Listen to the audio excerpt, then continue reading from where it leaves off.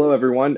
Thank you so much for joining us live here today. If you're joining us on Facebook or YouTube or Twitch, or maybe you're watching after the fact, or you are tuning into one of our podcasts, I cannot express how grateful I am that you would take a minute of your day, a few minutes to join us and to dive a little bit deeper into some of the content that we've been talking about here through our Thursday sessions.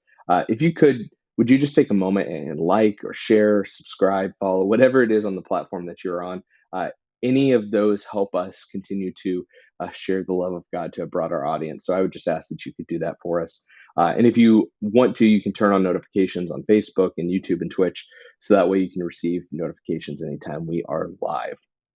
Now, today may be a little bit shorter than some of the previous couple weeks because we are starting a new series. We did that this Sunday, and I'm here solo today to kind of briefly talk about the season of the church that we are in, to give a little bit of context for the new series, and then just to propose a few questions that I think are helpful next steps in us thinking through the content of the Sunday, but also the scriptures of Ezekiel 1 through 3, which is what Scott talked about on Sunday morning.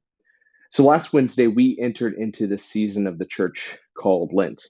And there's this calendar that the church traditionally follows in church history, outlining specific events and times and spending some time emphasizing different aspects of our faith in different seasons.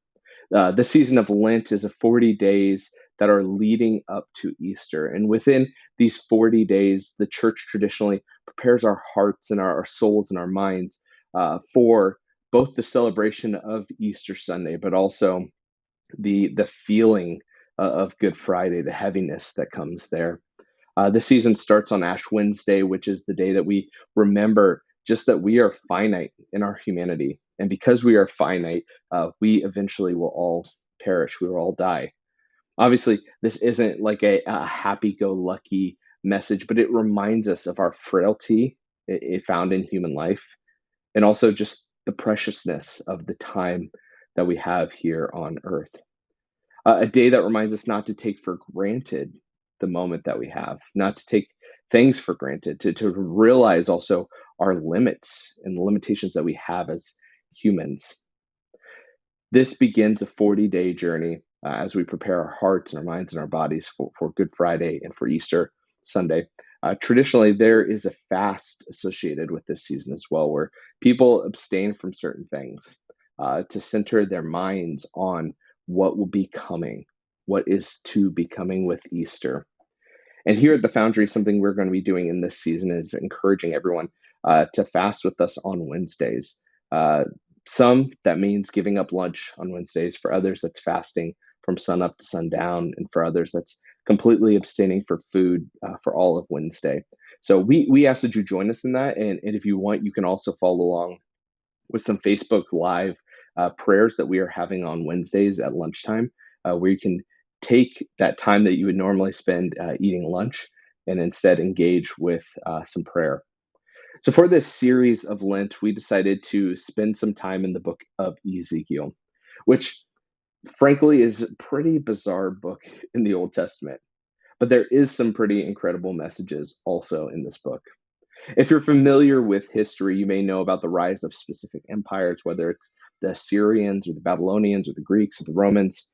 And the book of Ezekiel takes place at this interesting time at the rise of the Babylonian Empire.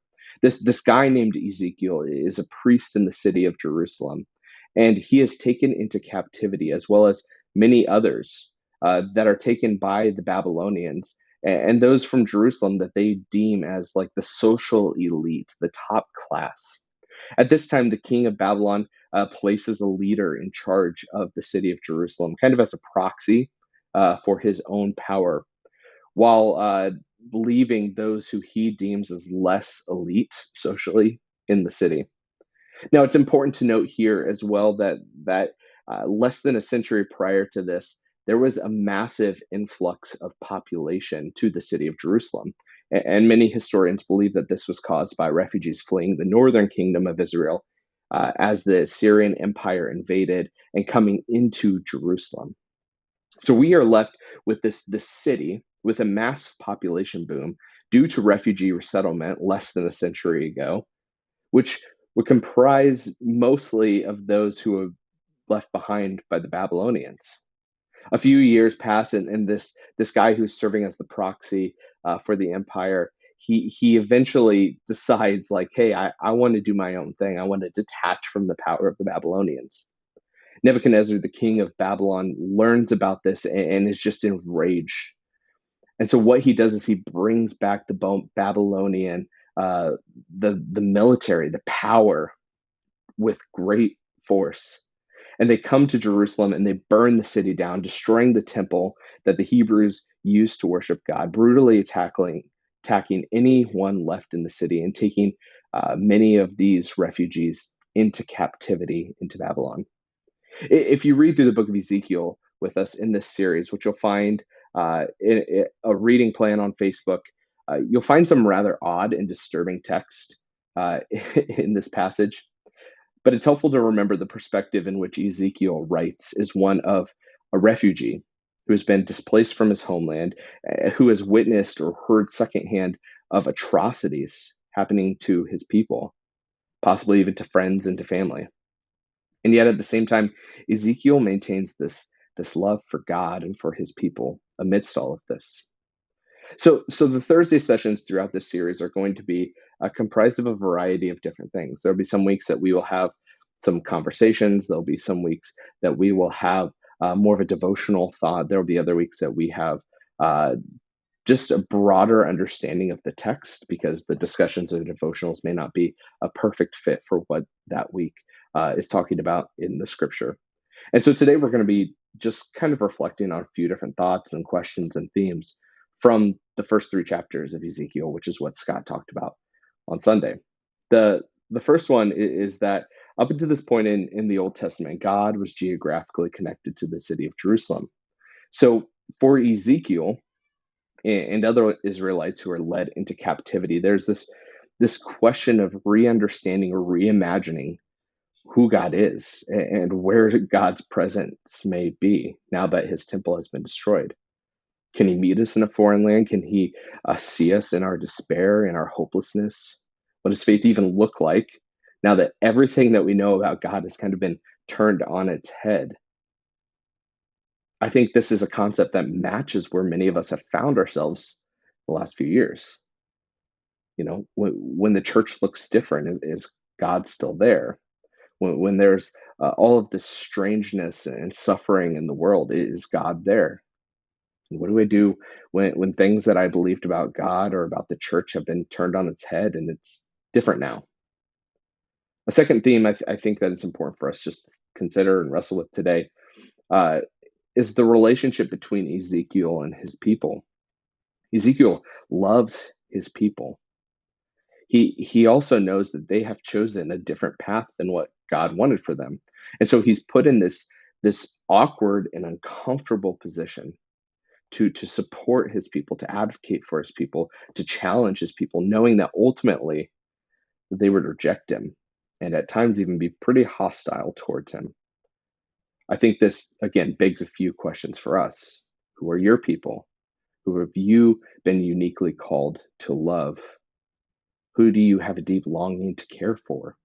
And how do you faithfully live out what God has placed in your life, even if those around you reject you? The last theme I want to highlight here is the theme of loss. Ezekiel has lost his home. He's been displaced. He's taken away from his people, his culture, his vocation was geographically connected to this city, to Jerusalem. And his understanding of God is centrally connected to the temple of Jerusalem. So even his faith has been massively impacted. He's lost his home, his homeland, his people, culture, vocation looks different than he ever thought. His understanding of faith. Likely, as I mentioned before, he's seen friends and family who have suffered greatly, who have been assaulted or mistreated by the Babylonians. He's grieving and he's in pain, which again, many of us can relate to today. So, what is it today that you are grieving the loss of? You know, in this season and in this time, especially as more and more things begin to open and feel more normal than they have for 2 years, we can quickly rush to flood our schedules with things. We can quickly rush to just add more and more and more and more. But I think it's important that we also take a moment in moments of grief, in moments of loss, and to acknowledge what those things are. I'm going to encourage you to take a couple minutes, take 2 minutes to just express what you are grieving today. Maybe that is to God, or maybe it's to call a friend. Perhaps you need to write it down in journal, or even just maybe vocalizing out loud what is something that you are grieving today. We can be so quick to avoid our pain and our grief. However, it is crucial for our well being to slow down and to acknowledge the grief that we are experiencing, or the grief that we are trying to work through. That that is all that I have for today. That's where I'm going to leave this today. I hope that a little bit of the context for the season, a little bit of context for the series, and some of the questions that I think come out of these themes from the scripture have helped just to catalyze some of the conversations from Sunday, and help to just allow you to dive a little bit deeper into the text. Throughout this series, I would encourage you, if you have questions about the book of Ezekiel, feel free to send us a DM, and we'll do our best to maybe even try to answer them here in the context of our Thursday sessions. And lastly, if there's anything that we can do to help walk with you in your grief, in this hard time that you find yourself in, again, feel free to DM us, and we'd love to have that opportunity to walk with you in those moments. I'll talk to you next Thursday. We'll see you then.